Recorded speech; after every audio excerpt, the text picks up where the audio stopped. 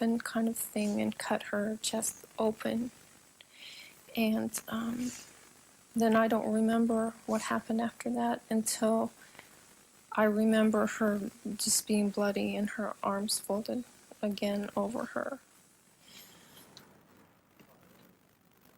June durfde nooit over deze ervaringen te vertellen. Ze was bang dat mensen zouden zeggen dat ze psychisch gestoord zou zijn.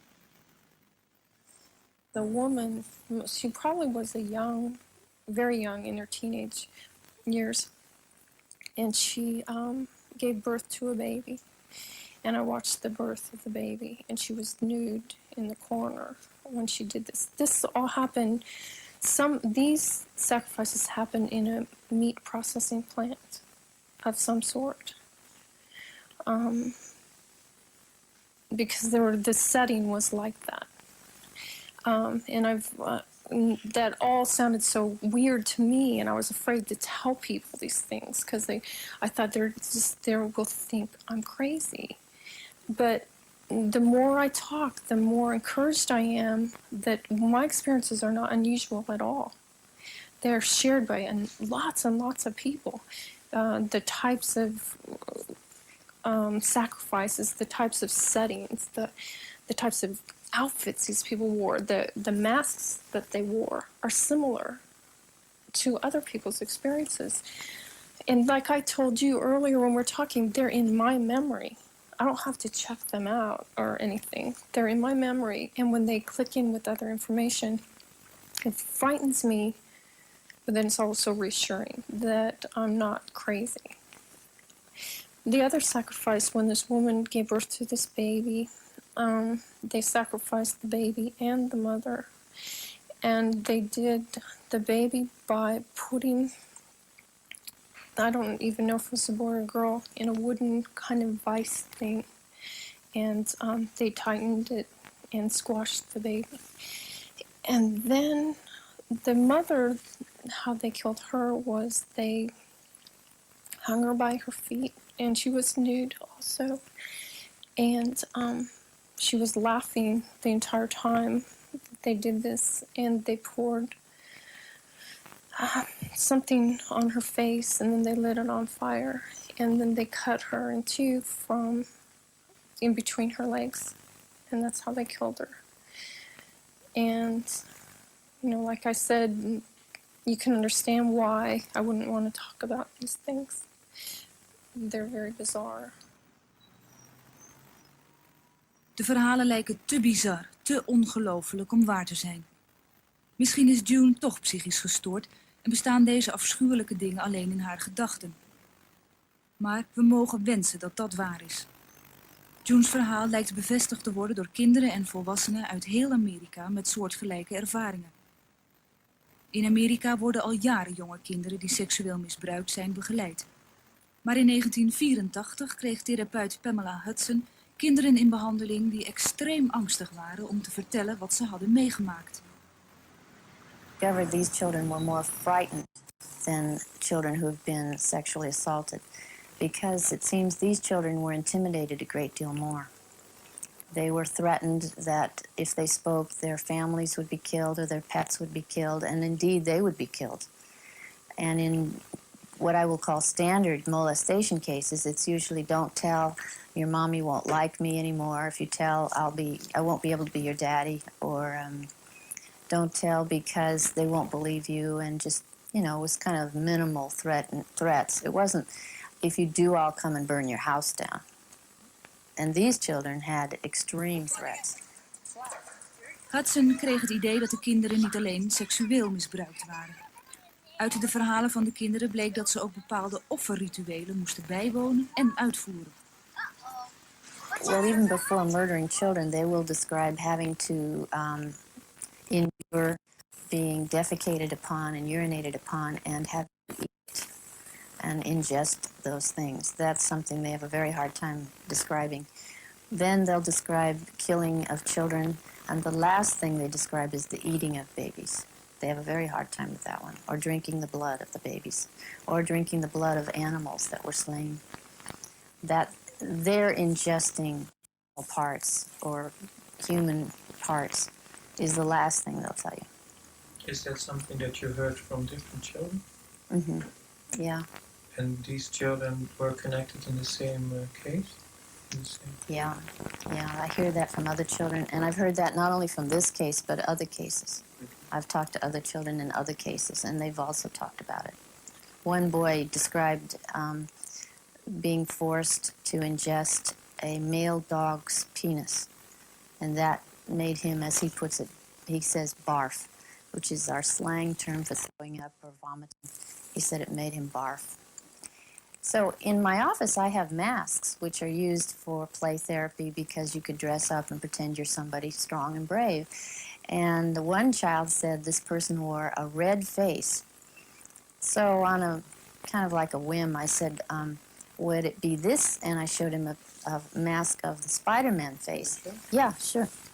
It's a little worn out. But anyway, it's a cartoon character here in America. It's called Spider-Man.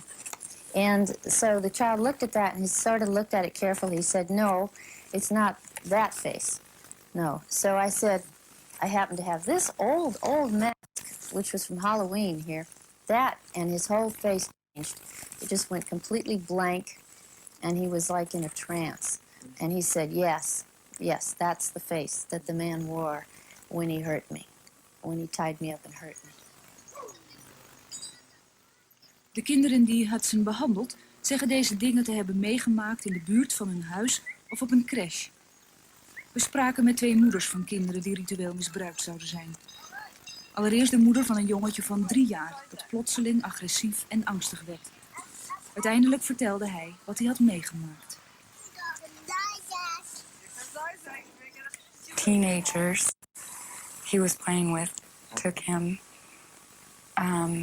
down into a canyon, a wooded canyon by our house. And there was a man there with a devil's mask on that he said was his uncle, my sister's husband. And they took all his clothes off and tied him to a tree and urinated on him and stuck things in his anus, he said. And he gets real upset if you try to talk to him about it. Do you have an idea what happened that he got so scared? I think they threatened him that they would kill us. They would kill his brother. They stabbed our cat with a dart to, prove that they would hurt something. Ook de moeder van een 2-jarig meisje dat overdag naar een crash ging, ontdekte dat haar kind zich opeens vreemd ging gedragen. Because she sexually acts stuff out at home sometimes. And she used to hide in a little closet a lot. Hunting all over the house for her. And she'd have a baby doll in her hand. And she said, I'm saving the baby. She'd always try to save the baby at first. She woke up one morning and said, Mommy, Tessie's dead. And I said, who is Tessie? She said, that they killed the baby. And I said, what do you mean, a baby puppy? And she said, no. And I said, a baby kitty? She said, no. Girl. She said they stabbed the baby, they dug a hole with a shovel, they put the baby in it, they put dirt over the hole and patted the hole with a shovel. Deze beide gevallen werden bij de politie aangegeven. Maar de verhalen waren zo afschuwelijk dat de ouders niet geloofd werden. En de kinderen waren te jong om voor de rechtbank te verschijnen. Van opsporing of vervolging is niets gekomen. Ook therapeut Hudson had in het begin moeite met de bizarre verhalen. Maar om meer over het onderwerp te weten te komen, sprak ze met volwassenen die als kind ook deze ervaringen hebben meegemaakt. So I asked all these questions to the various adults who'd been in these covens. And they said those were the same tactics used. The marriages, the ceremonies, the blood poured over the heads, the sacrificial humans and animals and birds. So they corroborated everything the children were saying. And it was a very brave thing for the adult survivors to talk because they were involved in the murders. Some of the adult survivors were involved in kidnapping because if they didn't kidnap a child for a ritual ceremony, their child would be used in the ceremony. You know, in this country, we have a lot of child kidnapping going on. I just don't know how many of that is, what if that might be just one parent trying to get a child back that they don't have custody of, or whether it happens to be a child that's used in this manner. But at any rate, I've talked to adult survivors who actually had to recruit teenagers to become Satanists, or had to kidnap children to bring them to the next high satanic holy holiday so they could be used as victims. In Amerika worden jaarlijks bij de politie zo'n 50.000 kinderen als vermist opgegeven, waarvan nooit meer iets wordt teruggevonden. De politie is steeds vaker geconfronteerd met aangifte van satanische rituele kindermishandeling. Hoewel de politie zich bewust is van de mogelijkheid dat het echt gebeurt, is het bijna onmogelijk bewijzen te vinden. There has been several daycare center incidents throughout the United States that involve sexual child molest and also ritual, satanic rituals. The evidence that was found was more medical evidence of the actual sexual assault. But again, the other evidence, of the drinking of blood and urine and that kind of stuff, there's no evidence for that. We're just, from what we gather from the kids, they're all telling us, yeah, that we did this. We killed a cat or we killed a dog. We had to drink this blood, or whatever. And the little kids are telling us this stuff. And kids in California are saying the same thing that kids in New York are saying. And, the same thing that kids in Omaha are saying. It's just, the little guys are all saying the same thing. So it's, nothing that they're not coming up with this off the top of their head. I believe this actually happened because there's no way a little guy, 3 or 4 would know this kind of stuff.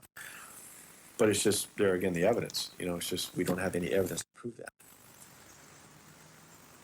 Niemand, ook de politie niet, heeft enig idee van de omvang of de aard van de satanische groepen. Sommigen denken dat de groepen nationaal georganiseerd zijn. Anderen menen dat er ook vooraanstaande burgers bij betrokken zijn, zoals doktoren, onderwijzers of zelfs doden. Zeker is dat alles in het grootste geheim gebeurt. The groups are well organized, and they don't want to be found out. They don't want to be caught. And the different things that they use are very sacred to them. The knives and candles and whatnot, the bone that they use. And they will use them again and again and again. And that's one reason why they take everything with them. Yeah, I would say they would be very well organized. Veel slachtoffers van de rituele mishandelingen praten er niet over. Ze zijn bang voor represailles of zijn opgenomen in psychiatrische inrichtingen. Zij die wel praten, lijden vaak aan schuldgevoelens of trauma's. En ieder van hen heeft opvang en therapie nodig. Zegt ook deze barbaarse dingen te hebben meegemaakt, is Betty Schaat. Uit angst voor wraak van de Satanscultus is ze naar een andere staat verhuisd en heeft ze haar naam veranderd.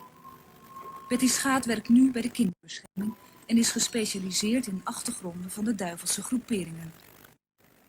They honestly believe that Satan will come and rule the world and that they will be among the elite. And in order to be among the elite, they have to perform certain acts and rituals and ceremonies that keep them in good stead with Satan. And this particular satanic cult, that included sacrifice. And the younger the infant that was sacrificed, the more power they believed they possessed, because that child was pure and had not sinned, and therefore there was more power gained. It's hard to imagine there are people so sick as to believe by taking a human life you would gain some kind of power. But literally that was their belief. Those kind of things that are being heard from children aren't unusual. And I think probably the thing that's most frightening is that we don't want to believe this exists. I didn't want to believe that what I was remembering could possibly have happened. It would have been much easier for me to believe that I was crazy or that I had a very sick imagination and was imagining all this, and that the memories coming back weren't real. On the same hand, we have professional therapists who are not trained in schools to identify this or to believe that these horrendous acts can happen. 20 years ago, we did not want to believe that incest occurred. We did not want to believe that there would be any parent who would deliberately sexually abuse their own child. And yet, 20 years later, here and now, we know that's true. We're at the threshold of just learning what satanic ritualistic abuse really is about, how prevalent it is, how networked it is, not just in the United States and Canada, but in every country in the world, because their whole premise is world dominance. And that means that you cannot leave any country untouched. So no matter what country you're from, somewhere in the most secret, highly protected societies, there is going to be some satanic ritualistic abuse. And those who manage to survive it and to escape it, and who the walls break down for and the memories start coming back, there better be therapists in place who can hear it and understand it and believe it and accept it, or those people will never get help.